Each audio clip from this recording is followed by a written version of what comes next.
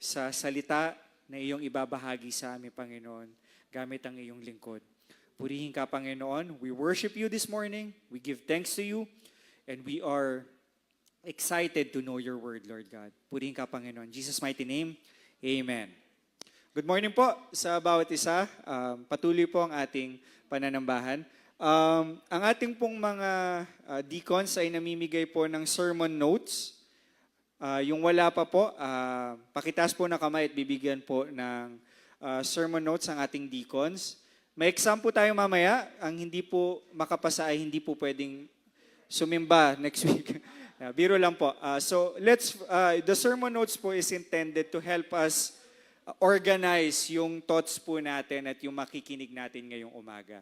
And on that note po, before I introduce our speaker, hayaan niyo pong basahin ko po yung portion ng ating main verse for this morning.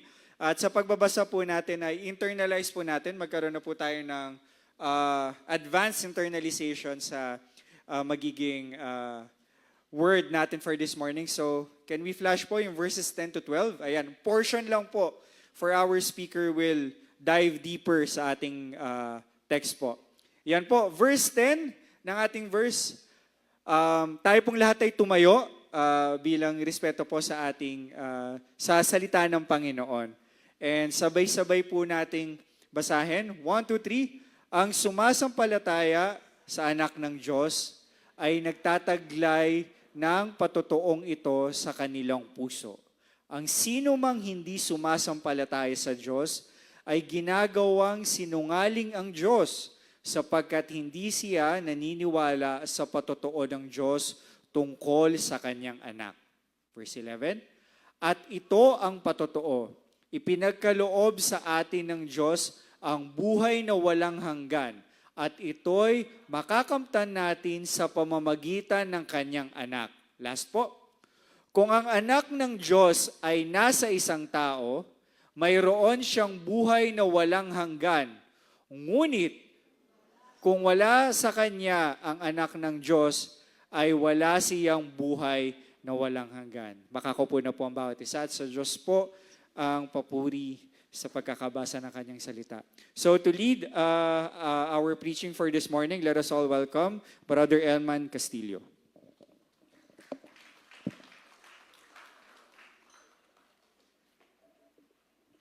Magandang umaga po sa ating lahat. Ang ating Diyos ang nagpapala sa atin, ang nagbiyaya sa atin upang sa pagkakataon na ito, tayo po ay manambahan, manalangin sa Kanya, magpuri, at ang pag-ibig niya po ang nagbubuklod sa atin bilang isang iglesia.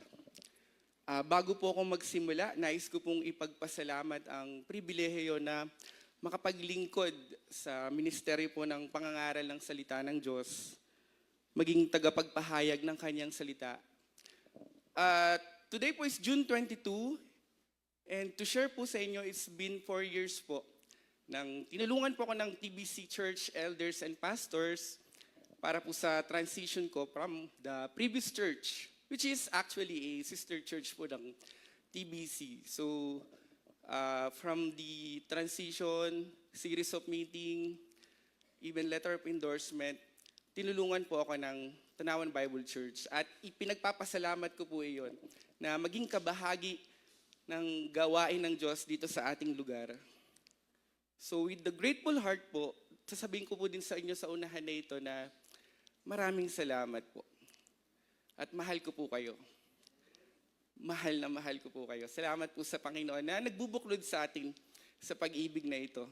Ay, hindi nyo din po pala maitatanggi na mahal niyo ako.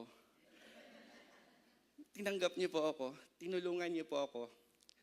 At sa Diyos po ang pinakamataas na papuri at pagsamba. Kaya po lagi kapag po nagsisimula ako ng preaching po, pribilehiyo po ito sa akin. Pagpapala po ito sa akin ng Diyos. Yes po, ang atin pong topic sa umagang ito, Jesus, the giver of life. And from that topic pa lang, kita na natin, He is the source of life. He is the way, the truth, and the life. No one comes to the Father except through Him. And He is the true vine. Apart from Him, we can do nothing. Sa title pa lang, kita na natin na ang pinagmumulan ng buhay, ang buhay na walang hanggan, ay ibinibigay sa atin sa pamamagitan ng Panginoong Hesus. Ang hamon lang po, ang sitwasyon natin, hinahanap natin ng buhay, hiwalay sa ating Panginoong Hesus. Hindi ba kapag tayo ay aalis ng bahay bilang mga magulang, ang sasabihin ay, Tay, naisa ka pupunta? Anak, maghahanap buhay. Maghahanap buhay. Hindi ko po sinabing mali ang maghanap buhay, ang magnegosyo, mag-focus sa career or kahit sa pag-aaral, or ibigay po yung oras po para po may mga resources tayo sa ating pong mga tahanan. Hindi ko po sinabing mali. Ang sinasabi po ng salita ng Diyos, mali ito kapag iyon ang ating attention. Yun ang atin pong kinikilala na end goal ng buhay natin. Ang maging successful dito sa mundong ito. Ang magkaroon ng mga material things, possession, power, position, ano po. Doon po tayo sumasalungat sa katuruan ng Biblia. At ang prayer ko po sa umagang ito ay do hope and pray po that God will open our spiritual eyes na tanging siya lang ang pinagmumulan ng buhay. At ito ang kumukumpleto sa atin. Ito ang pumupuno sa atin. Ito ang nagbibigay sa atin ng pag-asa. Pag-asa na kahit kailan hindi kayang agawin ng sino paman. Dahil po nanalangin na kanina, tuloy lang po natin ang slides po. Ayan. Sa umaga pong to, lalakbayin natin itong tatlong katotohanan. Ang patotoo tungkol kay Jesus. Sino ba nagpapatotoo tungkol sa ating Panginoong Jesus? Paano ba natin mapangahawakan ang katotohanang siya ang nagbibigay ng buhay? Pangalawa, ang totoong mananampalataya ng Panginoong Jesus. O sino ngayon ang mga totoong tumanggap ng patotoo tungkol sa ating Panginoong Jesus? At patatlo po, ano ang totoong buhay na walang hanggan na mula kay Jesus? Paano natin ito mai-differentiate sa kung ano ang binibigay ng mundo? And dito po, tatakbo ang ating pong pag-aaral sa umaga na ito. Mabilis. Isa lang. Tek po. Yan.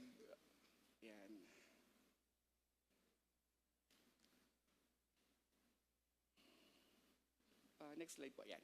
Ang patotoo tungkol kay Jesus.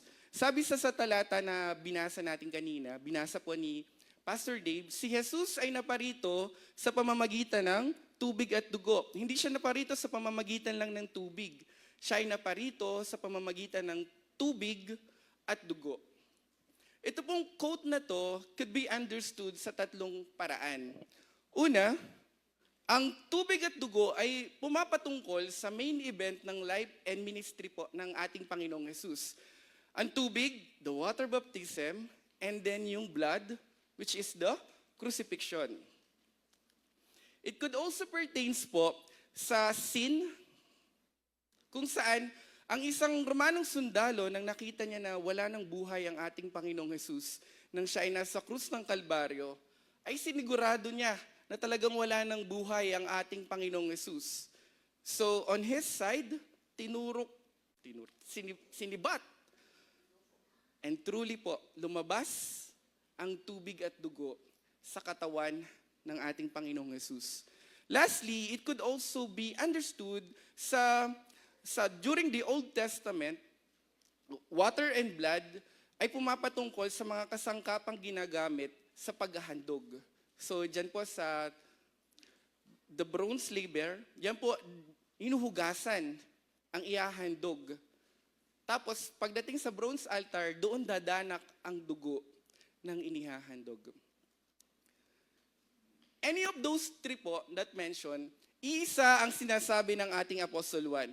God, sa persona ng ating Panginoong Jesus, is fully God and fully man. Ang ating Panginoong Jesus, siya'y truly God and truly man. Ito po kasi ang sitwasyon during the time po na sinulat ni Apostle Juan. Ang sulat na ito sa iglesia, may Christological issue, may Christological crisis. Mali ang ipinapangaral ng mga ibang tao patungkol sa ating Panginoong Jesus. At sinasabi nila na hindi naman nagkatawang tao ang Diyos. Hindi naman talaga siya totoong naging nakasama natin. And napakadelikado po nito.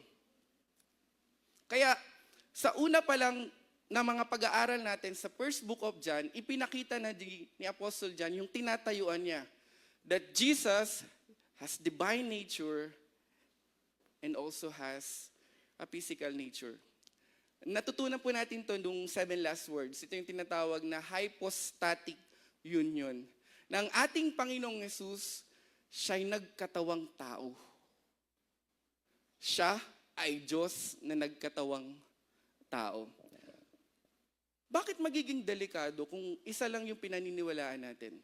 Kung dun lang tayo sa isang side, sige, pagpalagay natin. Hatiin natin, ano? Sa isang side, pagpalagay, Jesus is just a man. Ang ating Panginoong Hesus, hindi siya Diyos. Tao lang siya.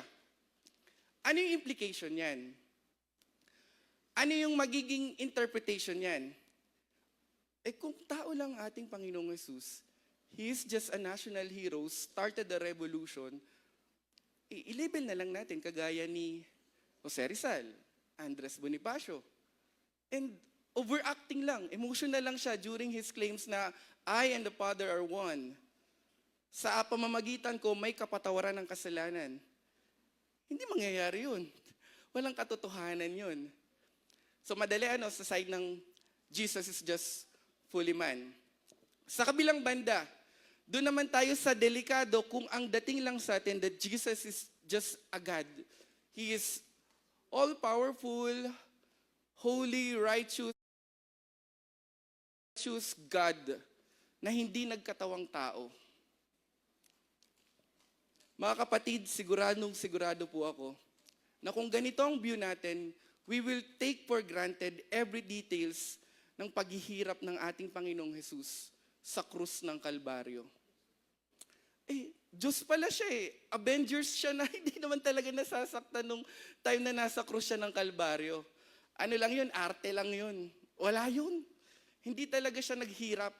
Hindi niya talaga ibinigay ang buhay niya bilang handog, bilang katubusan ng ating mga kasalanan. And nakakaawa po ang mga sekta na ipinoproklama nila that Jesus is not a God. Nakaawa po mga Muslim for they only proclaim that Jesus is just a prophet. Yung mga Mormons, ang sabi nila, Jesus is just a spirit brother of Lucifer. In Jehovah's Witness, nakakaawa sila. Sabi nila, Jesus is just a creature. And ang atin pong mga mahilig magdebate na Iglesia ni Cristo. Woe to them, for they don't believe that Jesus is God. Bakit napakahalaga nito sa pagsulat ni Apostle Juan? Sapagkat kung tama ang pagkakilala natin sa Panginoong Hesus, tama at magdudulot ito ng tunay na pagsamba sa ating Diyos. Kung tama ang pagkakilala natin sa Panginoong Hesus na namatay sa krus ng Kalbaryo at ibinigay ang kanyang buhay, sigurado kung sasambahin natin siya, pasasalamatan natin siya. Confession time po, being part of the worship team. Dumating po ako sa punto ng paglilingkod na nag-o-observe po ako sa worshipers. Sabi ko, ba't parang ganun? Hindi yata handa ang mga tao para magpuri. Hindi yata sila nananabik na pasalamatan ng ating Diyos.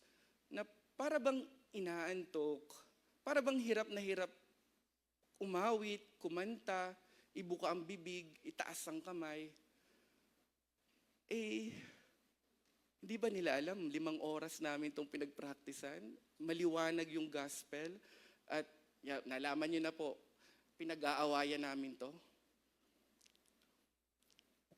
I'm very confident po na kapag tama ang ating pagkilala sa ating Panginoong Hesus, nagko-convert yan sa tamang pagsamba sa Diyos na nagligtas sa sangkatauhan. Huwag nyo naman pong imamali yung sinabi ko na para bang, ay, ilakas natin ang boses natin. Pagdating ng chorus, itaas ang kamay, outwardly. Hindi ko po sinasabing kapag outwardly nag-worship tayo, yun ang true worship. Ang sinasabi ko po, totoong pagsamba ay nag-uugat sa tamang pagkakilala sa ating Panginoong Hesus. At ito ay biyaya niya. And then, he goes on to say po na may nagpapatotoo sa ating Panginoong Hesus. Ang Espiritu ang nagpapatotoo tungkol dito. At sapagkat ang Espiritu ay katotohanan. May masasandigan tayo, may mapangahawakan tayong nagpapatotoo sa ating Panginoong Hesus na siya ay truly God and truly man. At ito ay hindi basta-basta puwersa or ang tingin sa kanya is just as an energy. Ito ay ang banal na Espiritu. Ito ay ang persona ng Diyos. Ibig sabihin, siya ay banal, siya ay righteous, siya ay perpekto. At mapagkakatiwalaan natin ang kanyang patotoo.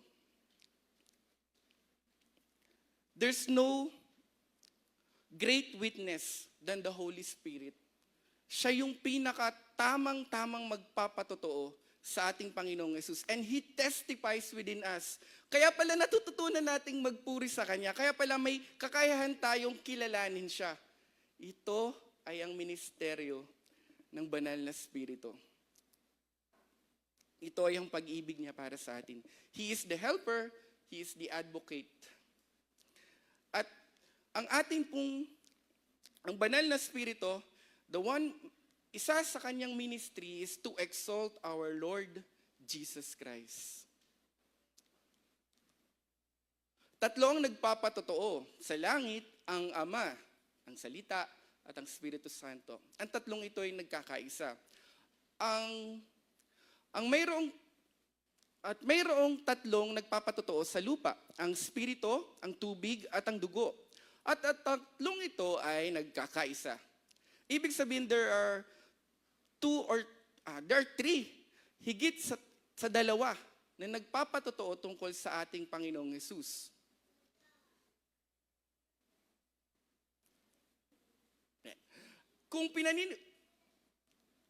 Kung pinaniniwalaan natin ang patotoo ng mga tao, higit nating dapat paniwalaan ang patotoo ng Diyos.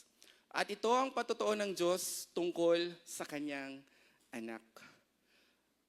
Nagagawa natin magtiwala sa tao, kapag sinabi ng isang kilala mo na kilalang-kilala mo, ay natututunan nating magtiwala. Ang kaibahan, ang banal na Espiritu, sa kanya nananalaytay ang buong katotohanan at wala siyang bahid ng kasinungalingan.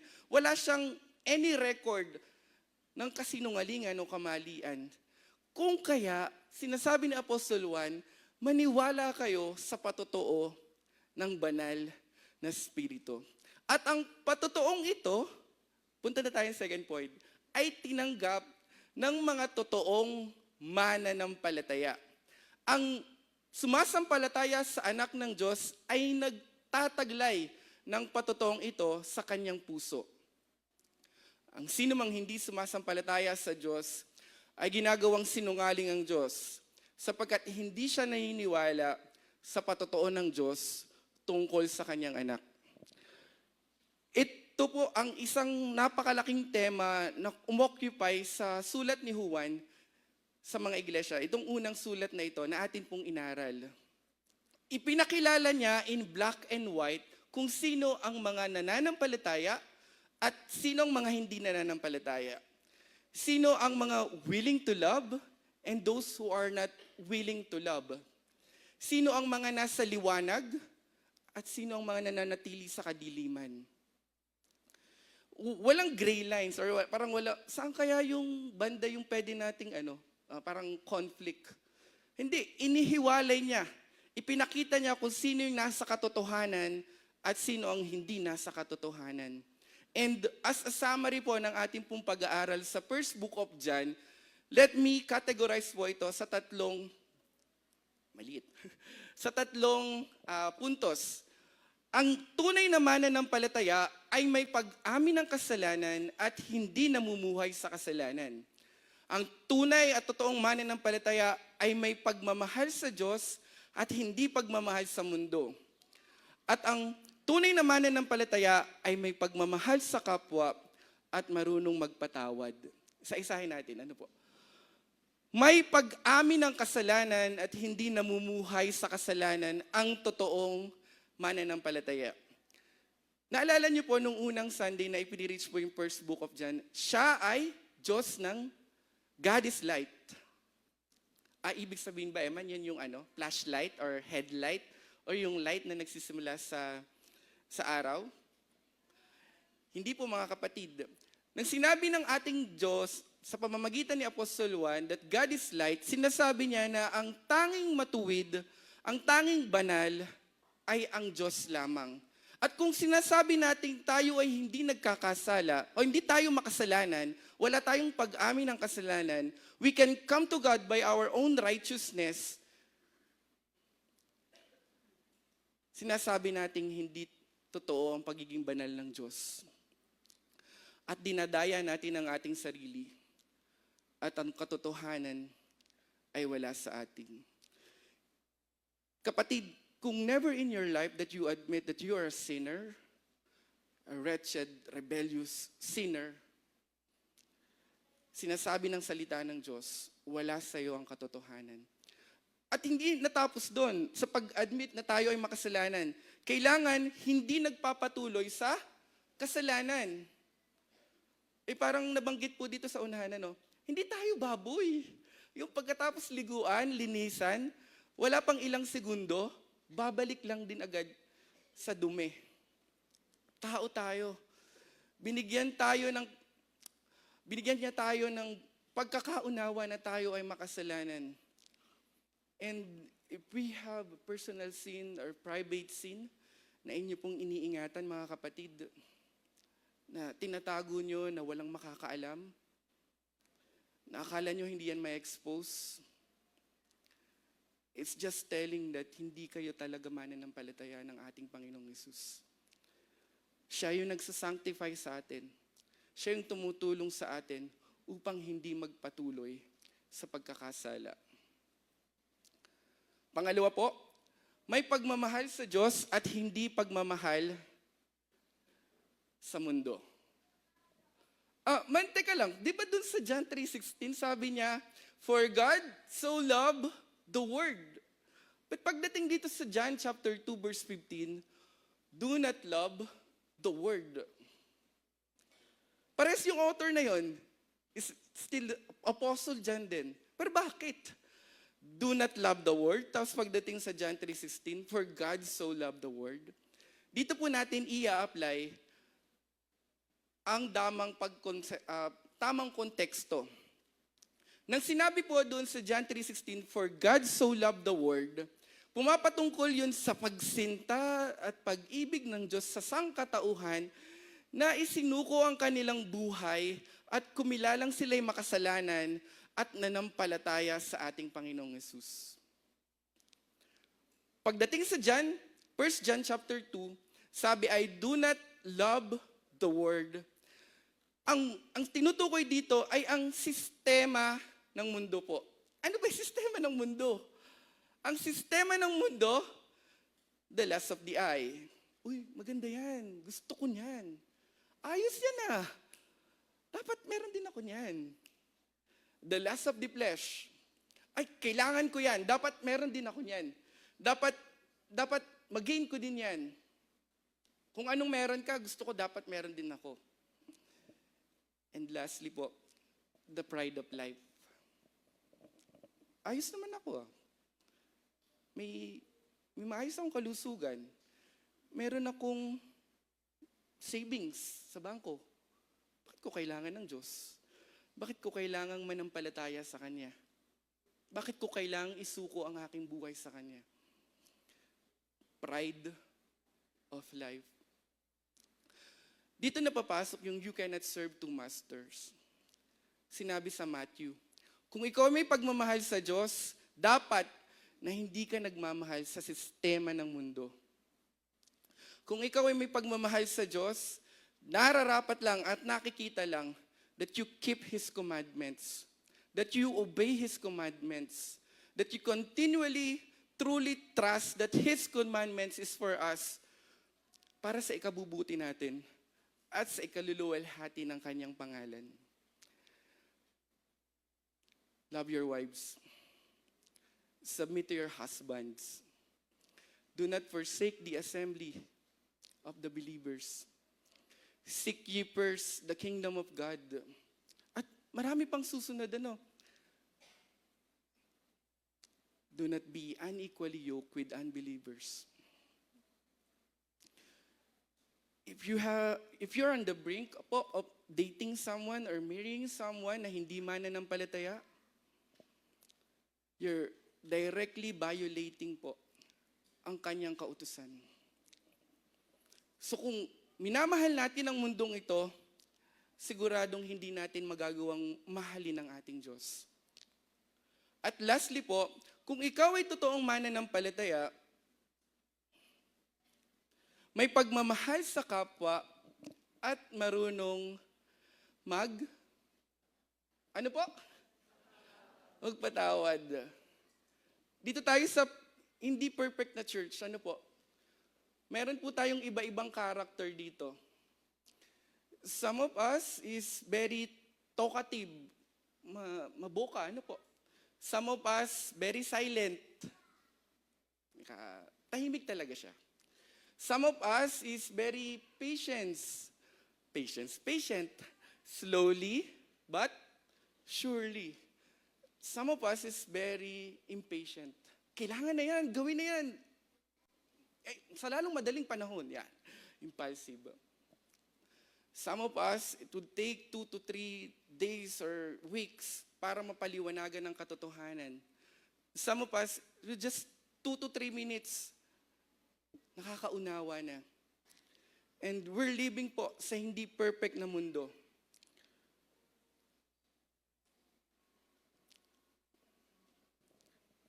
Kaya lang man, Kuya Man, di mo naman alam kung paano niya sinaktan yung damdamin ko, di ba?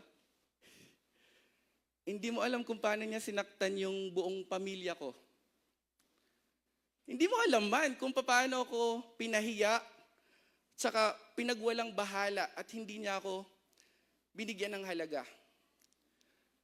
Hindi mo alam kung paano ko sila minahal, tapos sa loob lang ng ilang panahon, pinagtaksilan nila ako, tinutya, binugbog, inalipusta, pero minahal ko sila. Sa batas po ng krus na to, dapat marunong tayong magpatawad. Magpapatawad at magpapatawad tayo dahil sa batas ng krus na to, bayad ang lahat ng ating mga kasalanan. At hindi tayo mataas para hindi bigay ang pagpapatawad sa ating pong mga kapwa. At yung pagmamahal na yon, ang nagbigay sa atin ng akay para po lumakad sa liwanag niya. At salamat po sa kapatawaran na yon, natututunan nating magpatawad sa atin pong kapwa. Kaya lang po mga kapatid, gaya po ng mensahe ni Kuya Mon, huwag niyo pong abusuhin. Huwag niyo pong ulit-ulitin. Huwag niyo pong sadyain. Kasi nakareceive tayo ng pagpapatawad eh. Kagaya ng inuutos ng ating Panginoong Hesus. Pagkatapos tumanggap ng kapatawaran, ay hindi na dapat tuloy sa paggawa ng pananakit. Dapat lang na ibigay natin pabalik yung pagmamahal na yon. And magagawa nating masabi na kapag patawad na tayo sa dalawa pong itsura po, dalawang mukha. Kapag handa ka nang gumawa ng mabuti para sa Kanya, at handa ka na rin hindi gumanti ng masama sa Kanya. Masasabi niyo po na nakapagpatawad na kayo kapag hindi ka na gumanti sa Kanya ng masama at handa ka nang gumawa ulit ng mabuti para sa Kanya. At ito po ang buhay na walang hanggan. Yan. Una po, may pag-amin ng kasalanan at hindi namumuhay sa kasalanan. May pagmamahal sa Diyos at hindi pagmamahal sa mundo, at may pagmamahal sa kapwa at marunong magpatawad. At ito ang buhay na walang hanggan. Ito ang patotoo. Ito'y pinagkaloob sa atin ng Diyos at ito'y makakamtan natin sa pamamagitan ng kanyang anak. Napaka-powerful po. Isang verse lang, kita na agad natin yung tinatayuan nating pananampalataya na ang kaligtasan ay walang ambag ang sino man sa atin. Walang ginawang mabuti ang sino pa man kung kaya siya naligtas. Hindi natin mamaliin na, ay kaya siguro dumating ang Panginoong Jesus, ay nakita niyang cute pa ako or mabuti pa ako. Kaya iniligtas niya ako eh. Hindi po. Kaya po namatay at binigay ng ating Panginoong Jesus ang buhay niya para sa atin, ay nakita niya na tayo ay hindi kaibig-ibig at sigurado tayo na meron tiyak na kapahamakan na naghihintay sa sinumang walang tamang relasyon sa ating Diyos. At ito'y makakamtan natin sa pamamagitan ng kanyang anak. Ayaw. Kung ang anak ng Diyos ay nasa isang tao, meron siyang buhay na walang hanggan. Ngunit wala sa kanyang anak ng Diyos, ay wala siyang buhay na walang hanggan. Napaka-diretso, walang paligoy-ligoy. Kung nasa inyo ang Panginoong Jesus, nasa inyo ang buhay na walang hanggan. Knowing Jesus, knowing eternal life. Know Jesus, know eternal life. At ang buhay na walang hanggan, para lang po malinaw sa atin lahat, hindi po ito nagsisimula kapag tayo ay pumanaw na. Kapag tayo ay wala na dito sa mundong to. Kapag tayo ay lumisa na. Ang buhay na walang hanggan ay nagsimula nang tayo ay nakipag-isa kay Kristo. Nang inelect niya, pinili niya, ibinukod niya ang mga mananampalataya. Kung kaya, yung tatlong nabanggit kanina na hindi nagpapatuloy sa kasalanan, may pagmamahal sa kapwa, pagmamahal sa ating Diyos, kung kaya, nagagawa natin yun, hindi dahil sa ating kakayahan, kundi sa kakayahan ng ating Diyos na mayaman sa biyaya. Hindi po yun listahan ng do's and don'ts. Yun po ay listahan ng pruweba na may buhay na walang hanggan. At ito ang buhay na walang hanggan. Nagsimula na ito nang tayo ay nakipag-isa na kay Kristo. At dapat nakikita ito sa atin. Siguro illustrate ko lang pong konti. Diinan.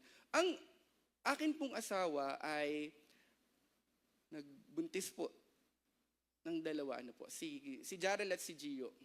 Pero the moment po na yung bata ay magkaroon na ng heartbeat, may buhay na yun. Hindi naman sa PSA, ililista niya na ang buhay ay nagsisimula nung kanya lumabas na siya sa sinapupunan ng kanyang nanay. Pero technically, kung tutuusin, may buhay na yun, may heartbeat na yun. At ganoon din po tayo, ang heartbeat natin ay ibigay ang parangal sa Diyos na nagligtas at tumubos sa sangkatauhan upang masigurado na i-enjoy natin siya sa pangwalang hanggan. This author po, si Apostle John po, ang liit pala. Si Apostle John po is also the author po nga ng Gospel of John. And I would like to introduce po sa inyo ang dalawang character na talagang mananampalataya. Ito po ay matutunghayan sa John chapter 3 at John chapter 4. Si Nicodemo at ang Samaritana. Ito po ay makikita natin na ang ating Diyos ay kumikilos ayon sa ating pangangailangan, ayon sa ating kalalagayan. Kumpara lang po natin, si Nicodemo is a religious leader, a prominent leader po, kilalang kilala siya bilang bahagi ng Pharisee po. And ang paraan niya ng paglapit sa ating Panginoong Jesus ay gabi. Ayaw niya pong makita siya na nakipag-associate sa ating Panginoong Jesus. He is very convinced sa kanyang sarili na ito na yung Mesyas. Gusto kong ma-validate. Kaya lang pag-validate ko, ayoko namang malaman ng ibang tao. So, ganang klase ang religious leader na ito. at siya po ay lalaki, ang message po sa kanya ng ating Panginoong Jesus sa John chapter 3, you must be born again. Spiritual rebirth. Hindi agad-agad na nampalataya si Nicodemo. It takes time.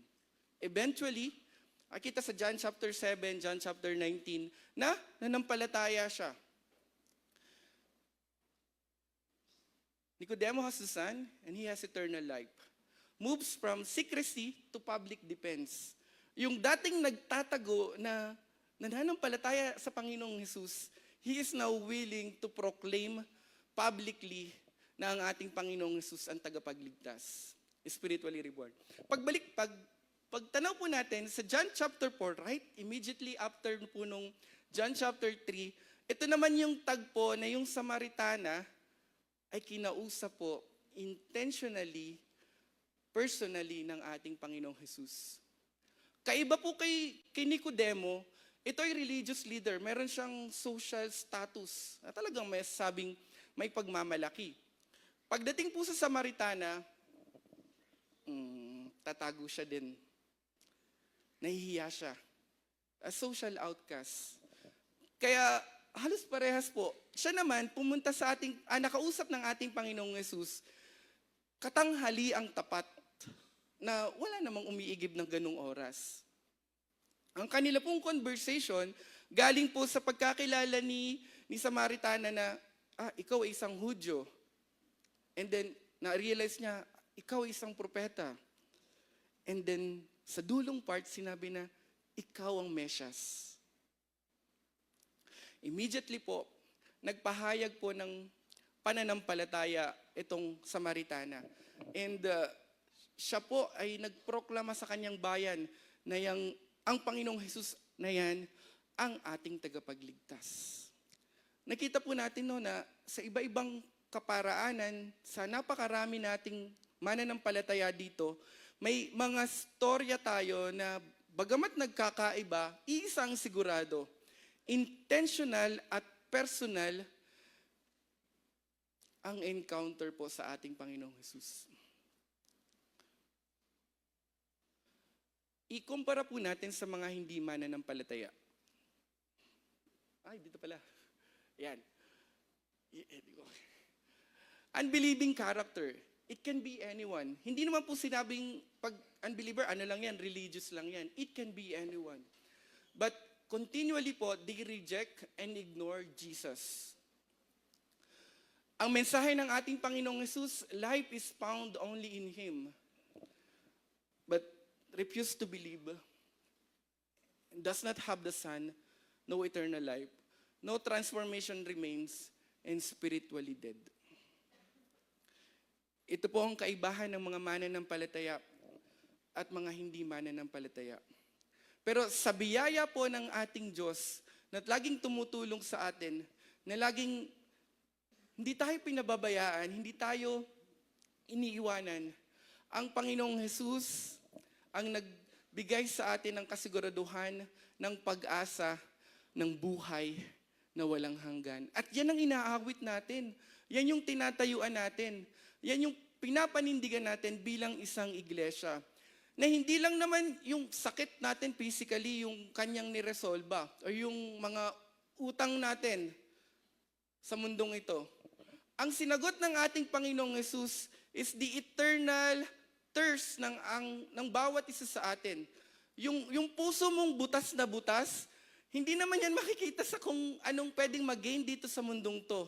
Ang ating Panginoong Jesus lamang ang pupuno ng butas na puso na yan.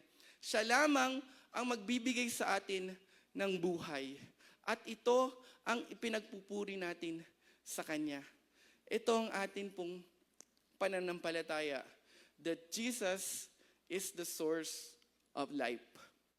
Ang patotoo ng banal na spirito patungkol sa Panginoong Jesus ay mapanghahawakan natin. Hindi ito madaling maagaw sa atin. Dahil sa tulong ng banal na spirito, nagagawa nating tumayo sa pananampalataya natin. And even sa John po, sinabi nun, no one can snatch them out of my hand. Walang kayang umagaw sa iyo kapag ikaw ay nasa atin ng Panginoong Jesus. At ito ang biyaya ng Diyos, sa totoong mananampalataya na pinagkalooban niya ng totoong buhay na walang hanggan at tanging pamamagitan lamang ng Panginoong Hesus. Ito po ang mensahe ng Diyos sa umagang ito. Ito po ang buhay na walang hanggan na matatagpuan sa tanging pangalan at sa pamamagitan lamang ng ating Panginoong Hesus. Di ba? In return, hallelujah! Jesus is my life. Hallelujah! All I have is Christ. Tayo po ay manalangin. Panginoon, salamat po sa inyo pong biyaya. Ang biyaya po ng buhay na walang hanggan. At Panginoon, nawa ito pong aming mensahe na amin pong napakinggan, ito po'y maging tulong sa amin. Una, for those who have eternal life, to confirm, Panginoon, na mayroong kasiguraduhan that we can have confidence, assurance, na ito ang buhay na walang hanggan at hindi ito nawawala. For those who doesn't have eternal life, Lord, may this message convicts us, rebuke us, Panginoon, at may bigay namin ang walang hanggang papuri, pasasalamat, pagpaparangal sa Diyos na pinaka nagmahal sa amin noon, ngayon, at magpakailanman. Salamat po sa pangalan ni Jesus. Amen.